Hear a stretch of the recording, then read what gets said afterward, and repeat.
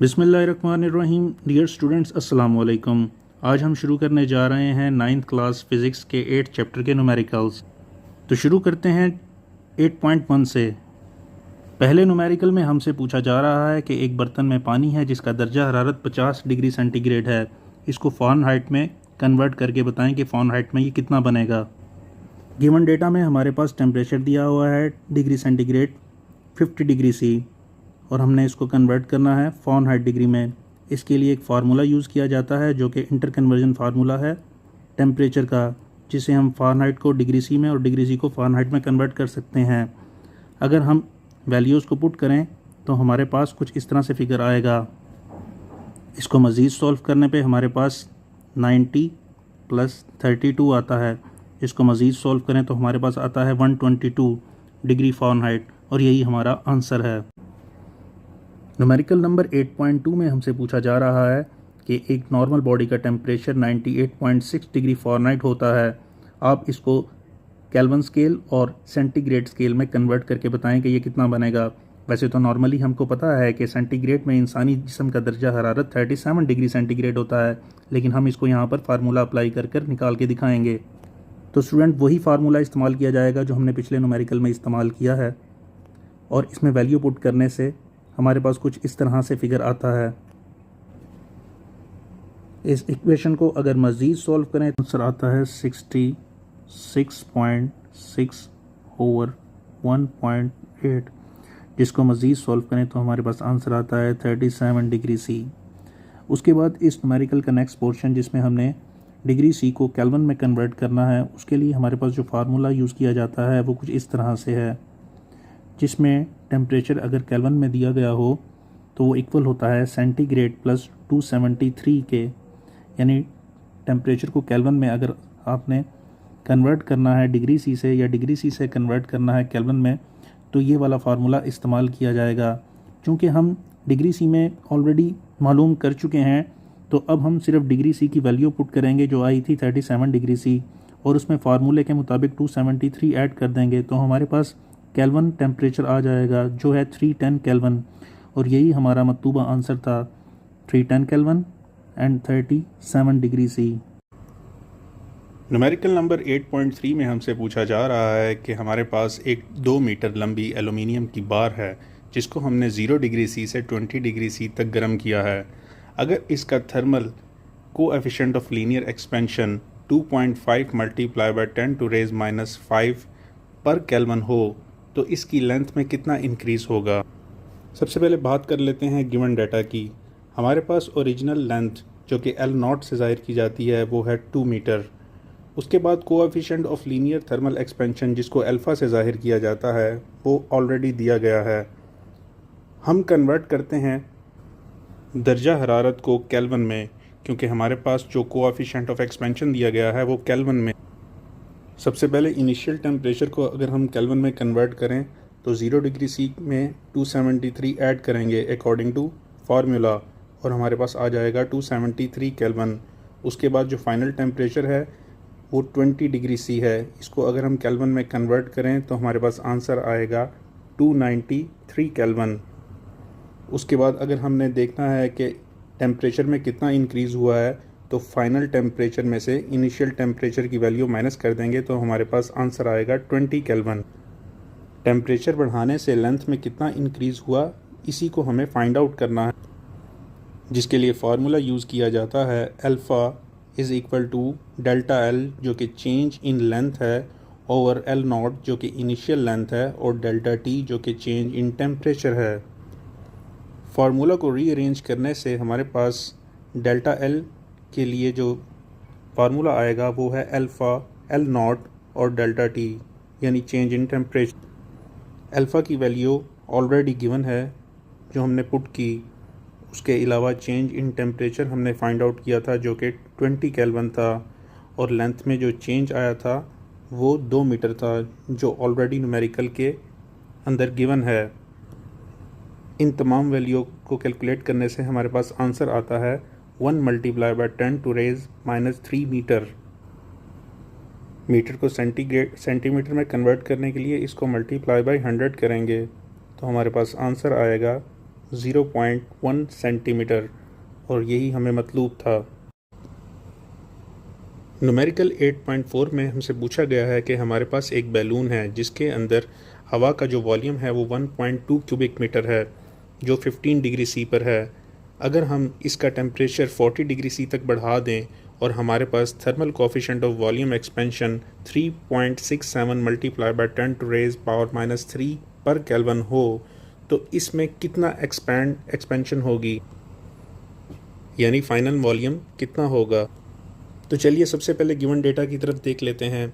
सबसे पहले initial volume जो हमें दिया गया है वो 1.2 क्यूबिक मीटर है, और इनिशियल टेम्परेचर जो हमें दिया गया है वो 15 डिग्री सी है, जिसको हम अगर केल्विन में कन्वर्ट करेंगे तो इसमें 273 ऐड करेंगे तो ये 288 केल्विन हो जाएगा। फाइनल टेम्परेचर जो बढ़ाकर 40 डिग्री सी तक किया गया, इसको अगर हम केल्विन में कन्वर्ट करें तो 40 + 273 = 313 केल्विन हो जाएगा। उसके बाद change in temperature delta T, जो कि फाइनल टेम्परेचर में से इनिशियल टेम्परेचर को माइनस करें तो हमारे पास आता है 25 kelvin. Coefficient of volume expansion of air, जिसको बीटा से डिनोट करते हैं, और वो ऑलरेडी हमें गिवन है, जिसकी वैल्यू है 3.67 मल्टीप्लाई बाय 10⁻³ पर केल्विन। और इस बीटा को फाइंड आउट करने का फार्मूला जो आपकी बुक में दिया गया है वो है डेल्टा वी, जो चेंज इन वॉल्यूम है, वी नॉट जो इनिशियल वॉल्यूम है, डेल्टा टी जो चेंज इन टेम्परेचर है। इस फार्मूले में से हमें फाइनल वॉल्यूम की वैल्यू निकालने के लिए डेल्टा वी को मज़ीद एक्सपेंड करना पड़ेगा, क्योंकि अगर डेल्टा वी को हम देखें तो इसका फार्मूला है final volume minus initial volume, और ये वैल्यू हम इस जगह पर पुट करें तो ये फार्मूला कुछ इस तरह से बन जाता है।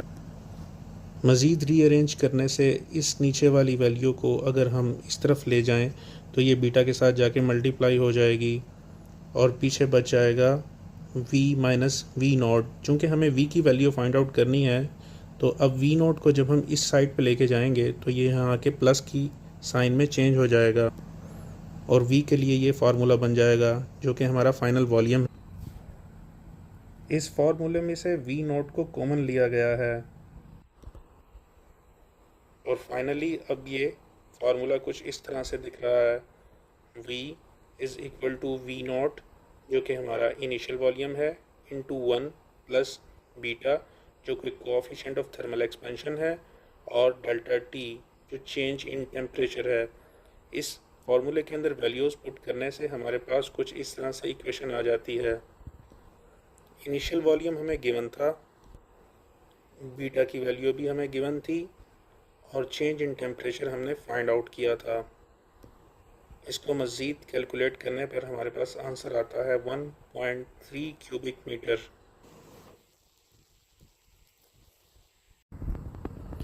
न्यूमेरिकल नंबर 8.5 में हमसे पूछा जा रहा है कि हमारे पास अगर 0.5 किलोग्राम यानी आधा किलो पानी हो और उसका टेम्परेचर 10 डिग्री सी है, और हम चाहते हैं कि उसका टेम्परेचर 65 डिग्री सी हो जाए, तो हमें कितनी हीट रिक्वायर्ड होगी।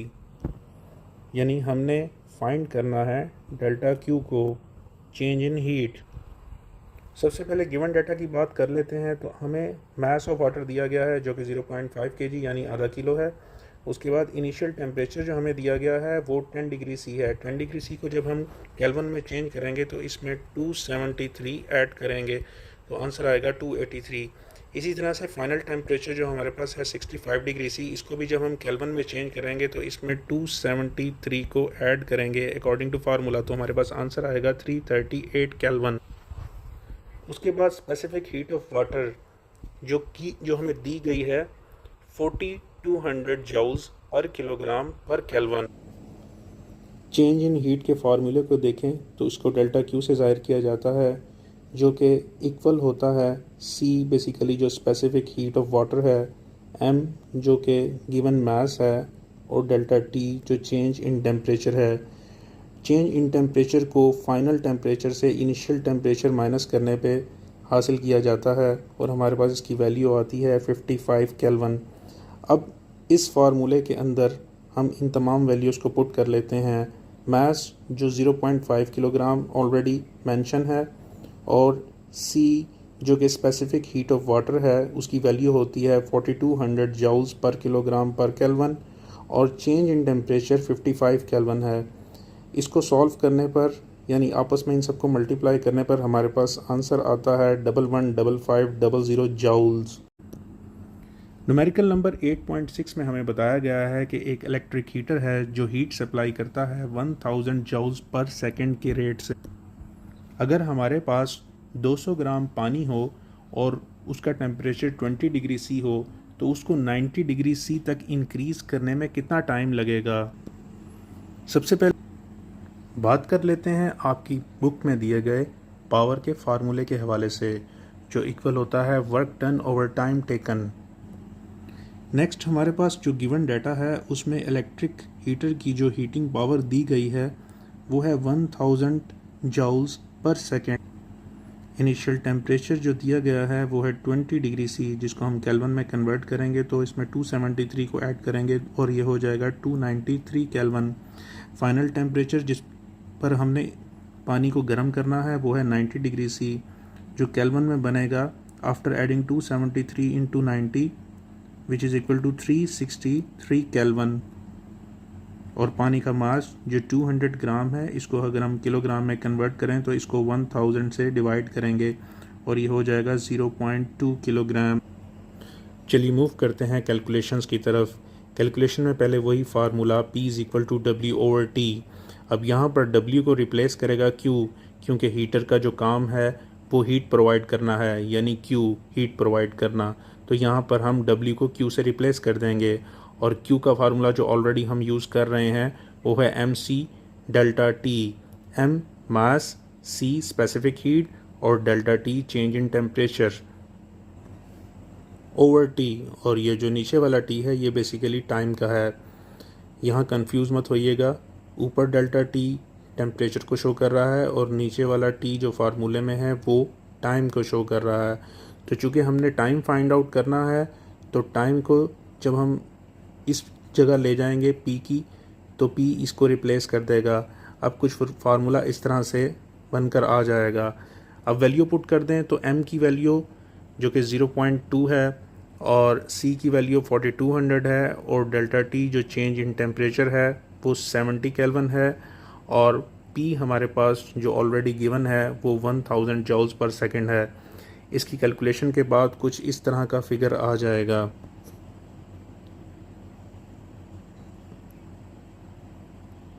ओवर 1000 और हमारे पास आंसर आता है 58.8 सेकेंड। न्यूमेरिकल नंबर 8.7 में हमसे पूछा जा रहा है कि अगर हम एक आइस को 50,000 जूल हीट प्रोवाइड करें तो ये कितना मेल्ट होगी, और साथ में इसकी लेटेंट हीट ऑफ फ्यूजन दी गई है जो कि 336,000 जूल्स पर किलोग्राम है। यहाँ पर आपको बताते चलें कि लेटेंट हीट ऑफ फ्यूजन वो एनर्जी या वो तवानाई होती है जो किसी भी मैटर की 1 यूनिट मास को उसकी स्टेट चेंज करने के लिए रिक्वायर्ड है, यानी सॉलिड से लिक्विड में चेंज करने के लिए उसको जितनी हीट रिक्वायर्ड है वो उसकी लेटेंट हीट ऑफ फ्यूजन कहलाती। चलें सबसे पहले बात करते हैं टू फाइंड की, यानी वो चीज़ जो हमने मालूम करनी है और वो है मास ऑफ आइस। उसके बाद गिवन डाटा में हमें बताया गया है कि हीट कितनी सप्लाई की जा रही है 50,000 जूल, और लेटेंट हीट ऑफ फ्यूजन जो आइस की है वो ऑलरेडी हमें गिवन है, यानी वो हीट जो आइस को लिक्विड स्टेट करने के लिए रिक्वायर्ड है उसके मेल्टिंग पॉइंट पर। उसके बाद अगर फार्मूले को देखें तो फार्मूला हम ये यूज़ करेंगे जिसमें heat of fusion is equal to delta Q over M है। इसमें डेल्टा Q जो चेंज इन हीट है जो फ्यूजन के लिए रिक्वायर्ड है और M मास है। अब यहाँ पर हमने चूँकि मास की वैल्यू फाइंड आउट करनी है तो हम मास को HF की जगह पे रिप्लेस करेंगे तो फार्मूला कुछ इस तरह से बन जाएगा। इस फार्मूला में अगर वैल्यूज़ पुट करें तो डेल्टा Q यानी जितनी हीट हमने देनी है वो है 50,000 जूल्स और हीट ऑफ फ्यूजन जो ऑलरेडी गिवन है वो 336,000 जूल्स पर किलोग्राम है। इसको सॉल्व करने पर हमारे पास आंसर आता है 0.149 किलोग्राम।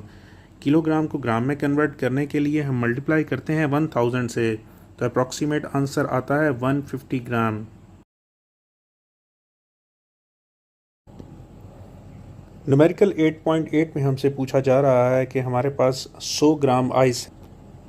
हमने वो क्वांटिटी ऑफ हीट फाइंड करनी है जो -10 डिग्री सी से इसको पानी में कन्वर्ट करने के लिए रिक्वायर्ड है, और पानी में कन्वर्ट करने के लिए -10 डिग्री सी से इसको 0 डिग्री सी तक लाना पड़ेगा, यानी इतनी हीट देनी पड़ेगी। यहाँ पर specific heat of ice 2100 joules पर किलोग्राम है, और स्पेसिफिक हीट ऑफ वाटर जो होती है वो 4200 जूल्स पर किलोग्राम पर केल्विन होती है, और लेटेंट हीट ऑफ फ्यूजन जो आइस की है वो 336,000 जूल्स पर किलोग्राम है। ये तमाम डेटा हमें गिवन है, जिसमें मास ऑफ आइस जो 100 ग्राम है, और इसको अगर हम किलोग्राम में कन्वर्ट करें तो 1000 से डिवाइड करेंगे तो आएगा 0.1 किलोग्राम। उसके बाद इनिशियल टेम्परेचर है जो बर्फ़ का है -10 डिग्री सी, इसको अगर हम केल्विन में कन्वर्ट करें तो इसके अंदर 273 को ऐड करेंगे तो आएगा 263 केल्विन। उसके बाद फाइनल टेम्परेचर जिस पर हमने इसको पानी में कन्वर्ट करना है वो है 10 डिग्री सी। वैसे तो ये 0 डिग्री सी पर ही पानी में कन्वर्ट होना शुरू हो जाती है, चूँकि हमें कहा गया है कि 10 डिग्री सी पर पानी में कन्वर्ट करके फाइंड करें, तो हम इसको केल्विन में कन्वर्ट करें तो ये आता है 283 केल्विन। उसके बाद स्पेसिफिक हीट ऑफ वाटर जो है वो 4200 जूल्स पर किलोग्राम पर केल्विन होती है, और आइस की 2100 जूल्स पर किलोग्राम पर केल्विन होती है, और latent heat of fusion of ice 336,000 joules पर किलोग्राम है। ये तमाम डेटा हमें ऑलरेडी गिवन है। टोटल हीट को फाइंड आउट करने के लिए हीट को मुख्तलिफ पार्ट्स में ब्रेक किया गया है। जैसा कि अगर हम Q1 की बात करें तो ये वो हीट है जो -10 डिग्री से 0 डिग्री सी तक रिक्वायर्ड है, यानी ये वो हीट है जिस पे -10 डिग्री सी से आइस 0 डिग्री सी तक आएगी तो वो पानी में कन्वर्ट होना शुरू हो जाएगी। जबकि Q2 की अगर हम बात करें तो ये बेसिकली हीट ऑफ फ्यूजन है, जिसे हम QF भी कह सकते हैं।